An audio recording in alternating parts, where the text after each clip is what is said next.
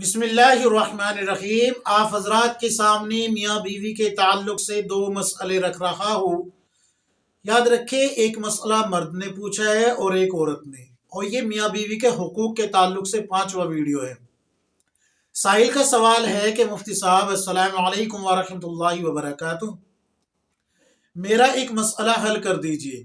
मसला ये है कि मैं अपने बीवी बच्चों को अपने वालिदैन के साथ रखता हूँ और मेरी बीवी शदीद बीमार रहती है।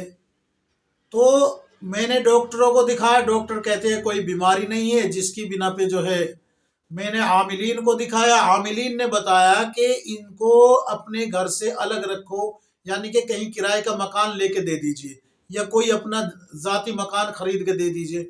और याद रखें, ये मेरी बीवी कोई बहाने नहीं कर रही, बल्कि हकीकतन बीमार है, ये मेरे वालिदैन भी जानते हैं। ये सवाल है।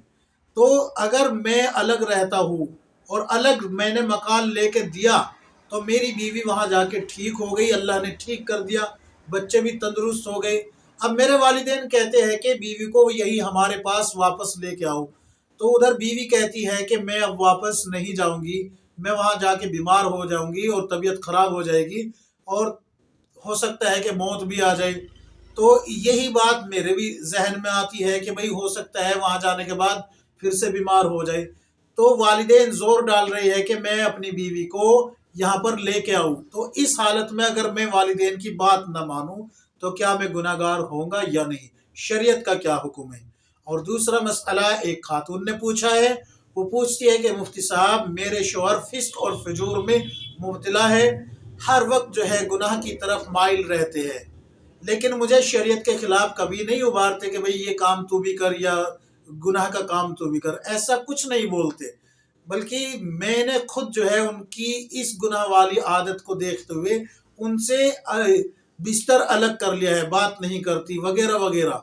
और मैं नमाजी भी हूँ और तस्बीहात वगैरह का भी एहतमाम करती हूँ। तो क्या मेरा ये शोहर से अलग होना क्या मेरे लिए गुनाह का सबब है या नहीं? शरीयत का क्या हुक्म है?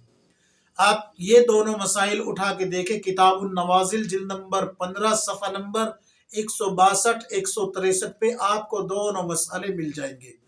याद रखें, ये जो मर्द ने पूछा है कि बीवी को लेके अलग रहना कैसा है, अगर इसमें वालिदैन कहे कि वापस लेके आओ और मैं ना लेके जाऊं तो क्या मैं गुनाहगार होऊंगा या नहीं?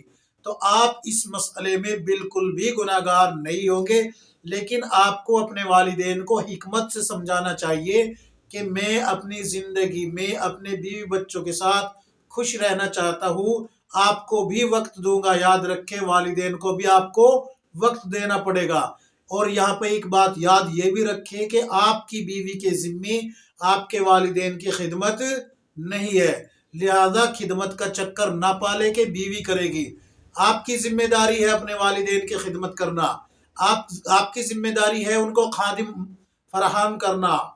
याद रखिए, ये आपकी जिम्मेदारी है। अगर आप खादिम नहीं दे सकते तो फिर आप खुद खिदमत करें वालिदैन की, बीवी पे जोर नहीं डाल सकते।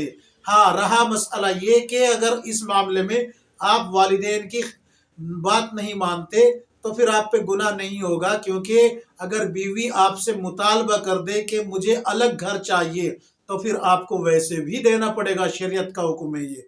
लिहाजा हिकमत से काम ले और वालिदैन को भी समझाए और वालिदैन को भी इस बात को समझ जाना चाहिए कि आपकी और आपकी बीवी की जिंदगी में रुकावट ना बने। हाँ, आप उनको वक्त देते रहिए, अपने वालिदैन को उनको वक्त भी दे, उनको वक्त पे खर्चा भी दे। अगर वो जो है कमा नहीं सकते और ज़ऊफ़ है, बुढ़ापे तक पहुंच गए हैं, तो फिर उनकी खर्चे की जिम्मेदारी भी आपकी है। अब आते हैं दूसरे मसले की तरफ। जो खातून ने पूछा है कि मुफ्ती साहब, मेरे शोहर फिस्क और फिजूर में मुब्तला है। तो देखिए, आपने ये सबसे बड़ा गलत कदम उठाया है कि आपने उनको गुनाह के दलदल में छोड़ दिया है। अल्लाह ने आपको जो है क्या बना है? नमाजी बना है, जिक्र अज़कार करने वाले बनाया है। ऐसे तो अगर रसूलुल्लाह सल्लल्लाहु अलैहि वसल्लम खुद जो है, जाहिर सी बात है, अल्लाह के नबी है, कुरान के हाफिज भी है, आलिम भी है, जिक्र अज़कार करने वाले भी है, ऐसे तो वे उम्मत के सारे लोगों को छोड़ देते ऐसे तो छोड़ देते कि भाई ये तो इनका काम है, फिस्क और फिजूर में मुब्तला है। नहीं नहीं, बल्कि امت کے ہر فرد کی ایک ذمہ داری اللہ نے لگائی ہے۔ میں نے کل بھی اپنے ویڈیو میں اس آیت کو پڑھا تھا، تامرون بالمعروف وتنہون عن المنکر، کہ نیکی کا حکم کرنا اور برائی سے روکنا یہ اس امت کے ہر فرد کی ذمہ داری ہے، چاہے وہ مرد ہے چاہے وہ عورت ہے۔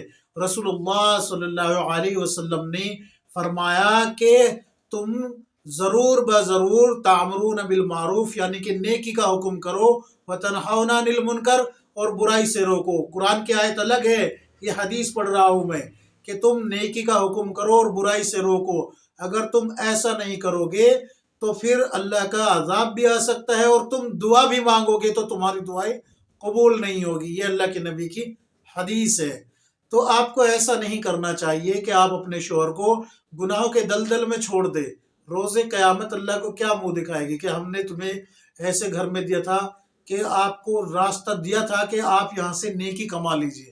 لہذا آپ کی ذمہ داری ہے کہ آپ اپنے شوہر کو حکمت سے سمجھاتی بھی رہے، نیک کام کی دعوت بھی دیتی رہے، اور اللہ سے دعا بھی کرتی رہے۔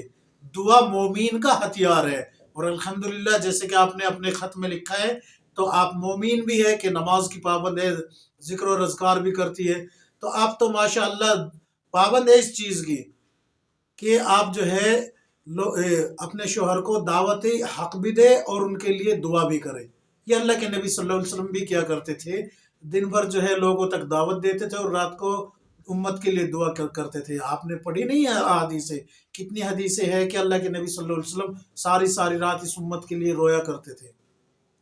تو ایسے آپ کو چھوڑنا نہیں چاہیے۔ ہاں، آپ نے جو سوال میں یہ کہا ہے کہ مجھے گناہ کی طرف بھی نہیں ابھارتے، تو پھر آپ اپنے شوہر کی اطاعت نہ کر کے گناہ گار ہو رہی ہیں، یاد رکھے، کیونکہ وہ آپ سے جو ہے نا اپنے حقوق طلب کریں گے یہاں پر، جیسے کہ بستر پہ آ جانا وغیرہ وغیرہ، جو حقوق ہے وہ ان کو طلب کرے گے، اور آپ ان سے جو ہے بات نہیں کرے گی، ان کو جو ہے وقت نہیں دے گی، تو اس میں آپ گناہ گار ہوگی۔